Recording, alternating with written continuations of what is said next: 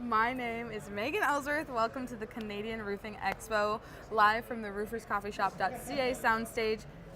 And I'm here with my best friend, Alex Toll.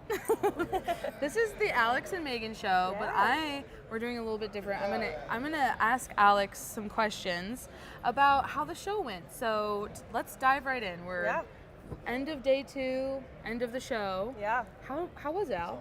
It was amazing. I mean, just seeing so many new people that we don't get to see in the States very often. Learning about what's different in Canada versus the US and what's important to them. And the energy in here is great. People are really excited and the numbers have grown. When I heard yesterday they had 2,200 registrations, which is a lot higher than previous years. So it's really exciting to see the growth that they've had. Yeah, that's huge. And there's so many of our friends and partners here, which is awesome. And I was also kind of interested in, there's more similarities than there are differences. For sure, yeah. And I didn't quite realize that, you know, but the differences are big too, and you notice that, you know, going to somewhere you've never been, and it's really interesting. So one of the biggest differences that I noticed was there's a big push for green roofing, and I know you learned a little bit more about it, so I'll let you talk about it, but there's probably 4 or 5 booths that are promoting some sort of like vegetation on the roof, some sort of green roof. And it's fascinating. What did you heard a little bit about that? Yeah, well, they were doing demos over there, and Suprema was, I believe, maybe one of the sponsors of it. They were showing their drains, their low slope drains, and also USG, aka CGC, geez, say that 5 times in a row. What they were using their cover boards. So it was a layer of cover board, a layer of ice and water shield, and then another layer. It kind of looked like felt. Yeah. So it was a layer of felt and then a layer of the vegetation. It was really, really interesting what they were doing over there. And you're right, there was like quite a few booths just promoting vegetative roofing and green roofing. And I did learn that 50% of new builds in Toronto and the Ontario province specifically now are required to have, or all of them are required to have at least 50% either green roof or solar reflective roof. Right. So really interesting. Yeah, so obviously a huge push for that right now for any new construction. You gotta have, you might as well put plants on the roof. I'm a big plant person. Yeah. I'll put them anywhere. I know. I'll put them all on my roof. Yeah. Get it all up on my roof. Yeah. Okay, so I'd love to know your favorite moment from the show. Oh.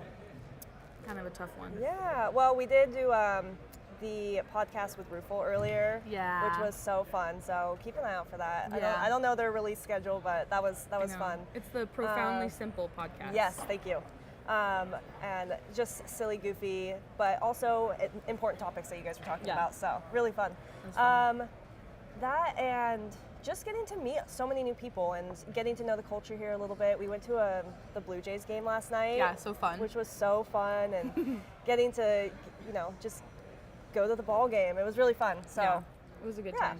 Yeah. Okay. So to round it out, what are some of the themes you saw at the show this year, and what are you kind of looking forward to next year or next time they host this? Yeah, I think they do it every other year. So in 2 years, just people are just excited for the future and everything. Like I know there's a kind of a lot going on right now, and there's some things up in the air, but people seem to feel really good about it, and aren't super stressed, and I don't know, people just have a good energy here, and they just people are kind, and I just kind of got that whole vibe the whole time. Yeah, so true. I think someone in one of the interviews today said